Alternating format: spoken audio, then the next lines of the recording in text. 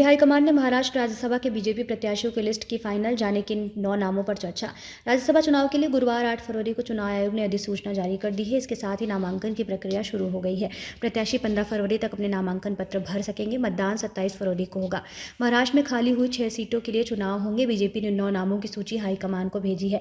महाराष्ट्र कोटे के 6 रिक्त सीटों में से बीजेपी कोटे में 3 सीटें आ सकती हैं। शिंदे सेना, एनसीपी, अजित पवार गुट और कांग्रेस के खाते में एक एक सीट जा सकती है। बीजेपी ने चौथी सीट के लिए उम्मीदवार उतारा तो मतदान होगा, वरना चुनाव निर्विरोध हो सकता है। वैसे बताया जा रहा है कि महाराष्ट्र बीजेपी ने आला कमान के पास 9 लोगों के नाम भेजे हैं। बताया जाता है कि नारायण राणे, विनोद तावड़े, पंकजा मुंडे, विजया रहाटकर, अमरीश पटेल, माधव भंडारी, चित्रा बाग, हर्षवर्धन पाटिल और संजय उपाध्याय के नाम शामिल है। बीजेपी पार्टी सूत्रों ने बताया कि राज्यसभा के लिए बीजेपी के उम्मीदवारों के नाम केवल आला कमान के अलावा और कोई नहीं जानता।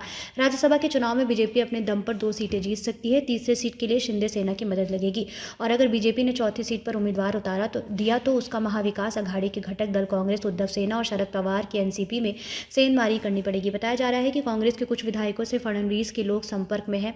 पवन खेड़ा का नाम सबसे आगे है। राज्यसभा चुनाव को लेकर हाल ही में उत्तर प्रदेश मुख्यमंत्री देवेंद्र फडणवीस ने बीजेपी के राष्ट्रीय अध्यक्ष जेपी नड्डा से नई दिल्ली से मुलाकात की थी। इस दौरान राज्यसभा चुनाव पर चर्चा हुई। इसके बाद हुई बीजेपी कोर कमेटी की बैठक में संभावित उम्मीदवारों की सूची तैयार की गई। कांग्रेस से भी कई नाम सामने आए हैं। इनमें पवन खेड़ा का नाम सबसे आगे है। वे कांग्रेस के राष्ट्रीय प्रवक्ता है। खेड़ा के नाम पर महाराष्ट्र कांग्रेस के लोग सहमत नहीं है। पंकजा पर हाईकमान निर्णय लेगा। बीजेपी नेता व राज्य के उप मुख्यमंत्री देवेंद्र फडणवीस ने कहा कि पंकजा मुंडा को राज्यसभा चुनाव के लिए नामांकित करना है या लोकसभा चुनाव का टिकट देना है या फिर पार्टी में कोई पद देना है या पार्टी का केंद्रीय नेतृत्व तय करेगा। फडणवीस ने कहा कि पंकजा ताई हमारी पार्टी की नेता है और उनके साथ मुलाकात में कुछ भी हतप्रभ करने वाला नहीं है। मुलाकात के दौरान राज्यसभा को लेकर चर्चा नहीं हुई है।